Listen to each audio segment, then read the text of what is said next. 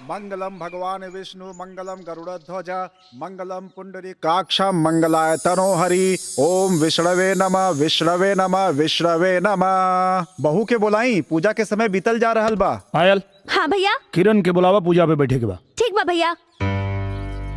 मुझे तैयार होने में आधा घंटा टाइम लगेगा, इंतजार करो। पंडित जी आ गई ना, लोग आ गई ना, मुहूर्त निकल जाता। अब उनके आधा घंटा क्यों बैठ के जो ही। चल चरनिया बैठ, पंडित जी पूजा शुरू करें। चल। ओम भूर्भुवस्वः तत्सवितुर्वरेण्यम्। ये बुढ़िया 2 साल से सत्यनारायण भगवान के पूजा ना करौलस। आज न जाने ऐसा का हो गई कि उ सत्यनारायण भगवान के पूजा करा रहल बाड़ी। कहीं ऐसा त ना कि दूरो सोतीन में सुला करा दलस। अगर कहीं ऐसा हो गई होई तो हमने के कईल कराइल पर पानी फिर जाई। एक लफड़ मारब लफड़ा जी में कितना देर खानी की रिस्क मत ले, रिस्क मत ले। निरहुआ के नपुंसक बना दे, लेकिन ना अगर ऐसा हो गई ना चुनिया, तो याद रख तोरा से भीख मंगवाई और हम बैठ के खाई पकड़ पकड़ करे ले। बोलो सत्यनारायण भगवान की जय, माता पिता की जय। जय जजमान, अपन बड़न के आशीर्वाद ले ली।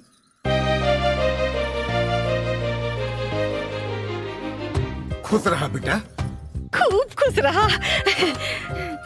खुश रहा, खुश। सदा सुहागन रहा। अरे दूधन लहा पूतन फला ए दुल्हन।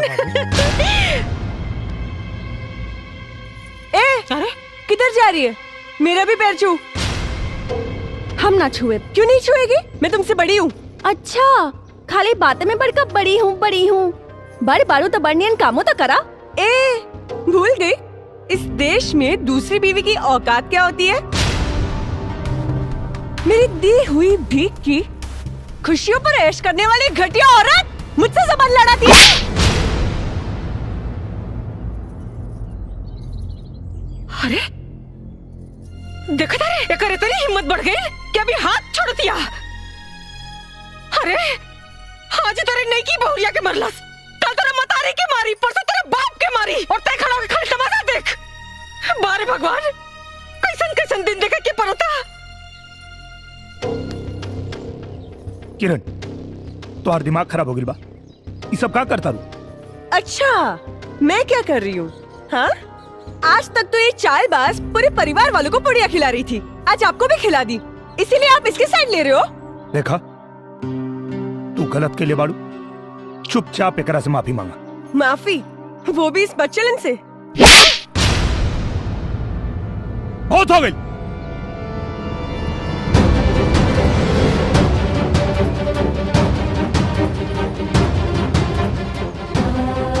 चल दुल्हन, जाए लोग, आप लोग अपने अपने घर जाए।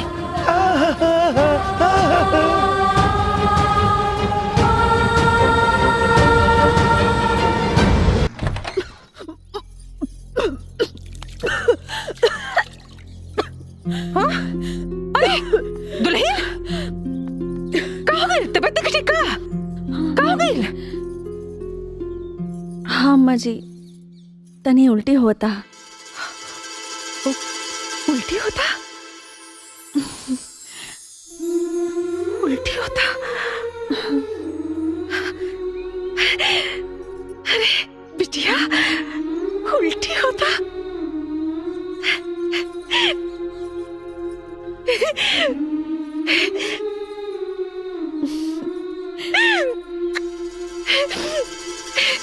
अरे ऐसे सिकुमरा, नंदुआ, बड़की, छोटकी, अरे कहाँ बड़ा सन? आवा, अरे मनसापुर आ गया, बहुत खुशखबरी आ गई।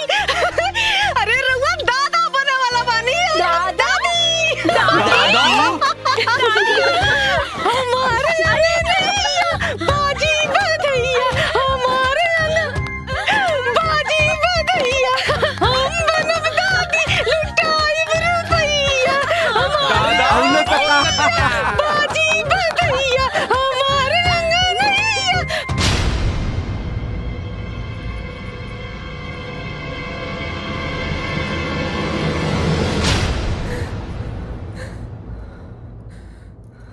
करे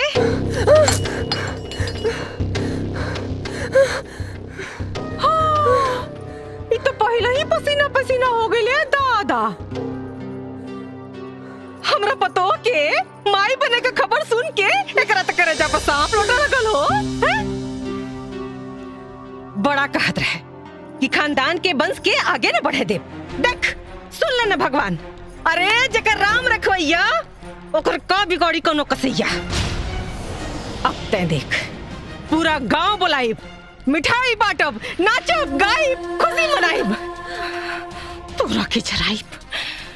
अरे पहली काम आई जो किनाराम बाबा कैसे तब बीज बनवा के लिया, का पता है डाइन का हमरा पतों का कोख मार देता।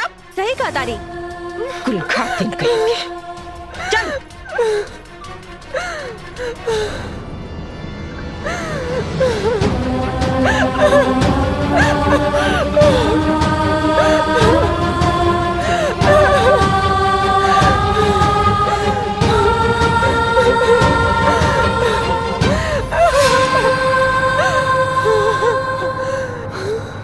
ये तेरा कैसा न्याय है भगवान, ये तेरा कैसा न्याय है जिसने इस घर को वंश देने के लिए इतनी बड़ी तपस्या की, आज तूने उस तपस्या का ये फल दिया, उस पे लांछन लगवाया कि वो इस घर के वंश को नाश कर सकती है। क्या कसूर है मेरा? यही ना कि मुझे कैंसर है और मैं मरने वाली हूँ, यही ना कि मैं इस भयानक बीमारी के बारे में किसी को नहीं बताया। मेरे देवता समान पति का दिल तोड़ा है मैंने। मैं ऐसा नहीं करती तो क्या करती? अगर मेरे पति को सच्चाई पता चल जाती तो जीते जी मर जाते, लेकिन दूसरी शादी कभी नहीं करते और इस घर को कभी भी वंश नहीं मिलता। इस छोटी सी जिंदगी में तूने बहुत बड़ी परीक्षा ले ली भगवान, अब और परीक्षा मत ले।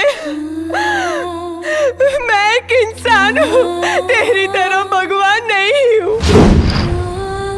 मैं तुझसे अपनी उम्र बढ़ाने की मांग नहीं कर रही हूँ, वैसे बस थोड़ी सी जिंदगी की भीख दे दे भगवान, ताकि मैं इस घर के वंश को देख सकूं, गले लगा सकूं और मेरी तपस्या सफल हो जाए।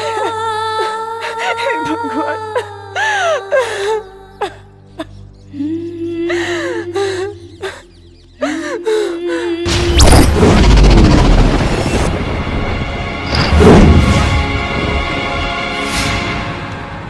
कैसे पता कि तोरा के कैंसर हो? कैंसर मुझे नहीं तो। छुपावे की कोशिश मत करा, सच सच बताओ, तोरा के हमार क्रिया?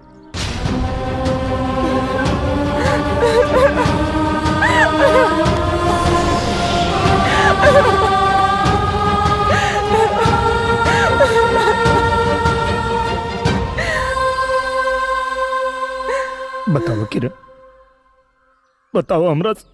अपनी सुहाग रात के दिन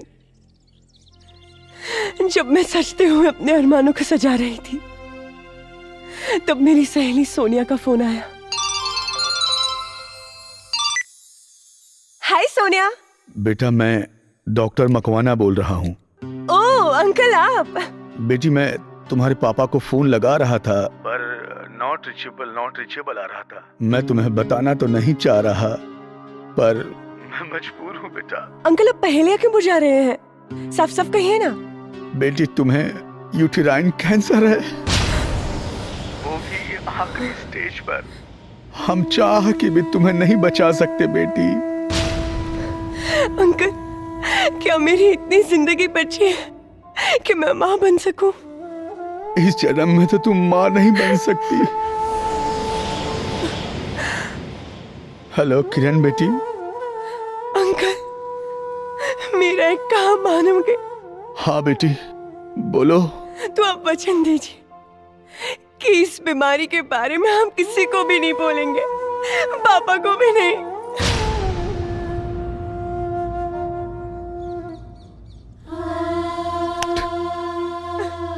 बहुत अभागा बानी हम, बहुत अभागा बानी।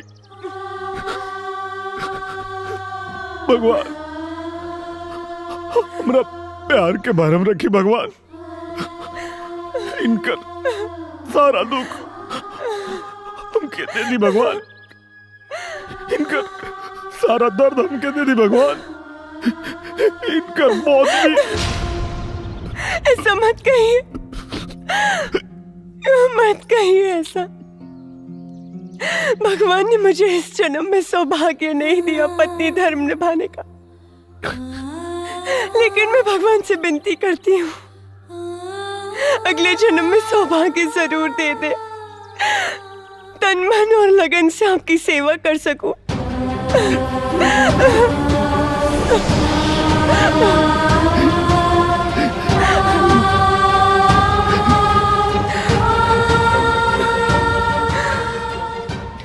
आपको मेरी कसम है, ये बात आप किसी को नहीं बोलेंगे। अगर चांदनी को पता चला तो उसे बहुत दुख होगा। वो माँ बनने वाली है ना।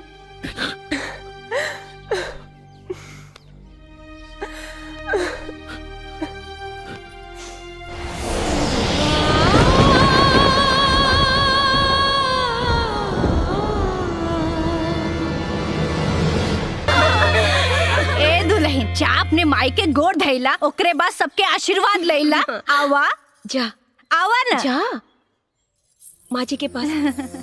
सबके आशीर्वाद लेने की चाहिए।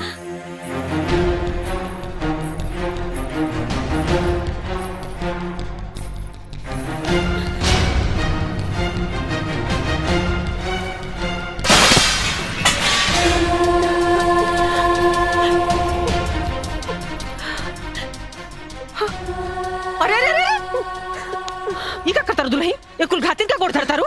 उसे का भइल अम्मा जी, ये अपन सुहाग बटले बाड़ी, तबे तो हम सुहागिन बानी। कहा बोलत? जा, कोना पकड़ के रो।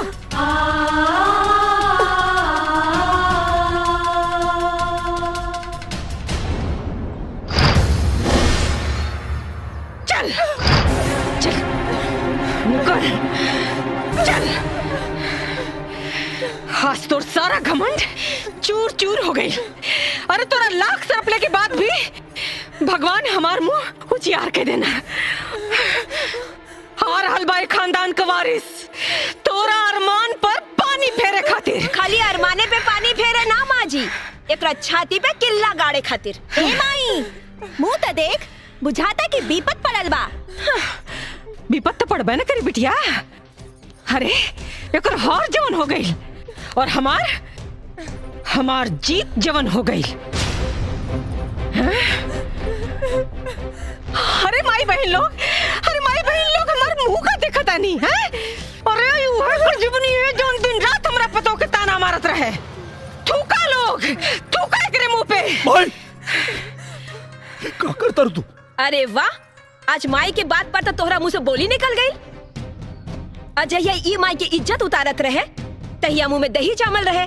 देखा तू लोग ही ठीक नहीं करत लोग। अरे तू लोग का पता नहीं कि ए माँ जी, देखत का बानी, ली लगाई करे खाई करा के।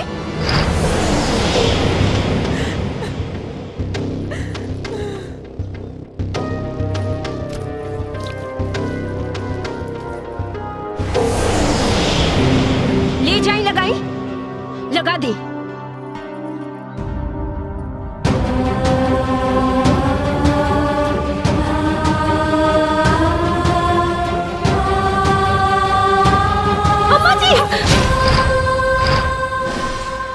करे तानी रवा जिनका मुंह में करी का पोतल चाहतानी, आज उनकरा चलते रावण मुंह जियार भइल बा अम्मा जी।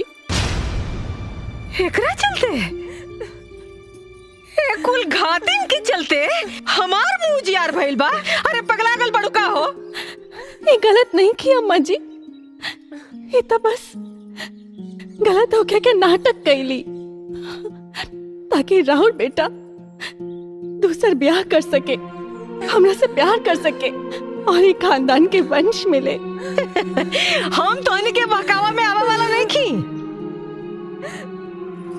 औस तेकरा के हम कर खा पोत के रहब, जैसे ही शर्म से पानी पानी होके मर जाए। अम्मा जी, जे खुदे मरे वाला बाड़ी, ओकरा कम से कम मरे के बदुआ तो मत दी।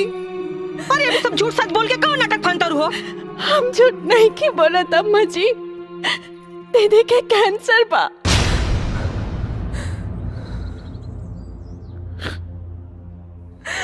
का कर कैंसर। हाँ माई, और अभी बस कुछ दिन के मेहमान बाकी।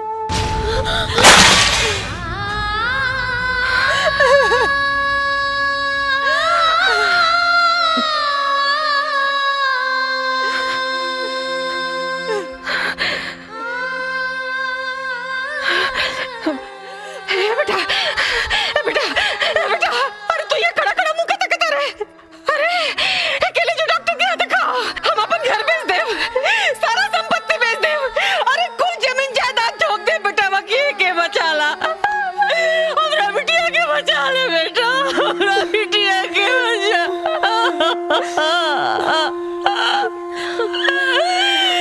अब कुछ नहीं क्यों हो सकत माई, कुछ नहीं क्यों हो सका। हम डॉक्टर से बात कर ले बानी, अब इनके बचावल मुश्किल बा भाई। अभी अगर इनका खातिर कुछ कर सकता रहो तो इनके खुश रखा लो, खुश रखा लोग इनके। अपन कबो पराया लगे, ऐसन समय के खेला साथ में मेला के रहते भी जिंदगी लगे अकेला, जिंदगी लगे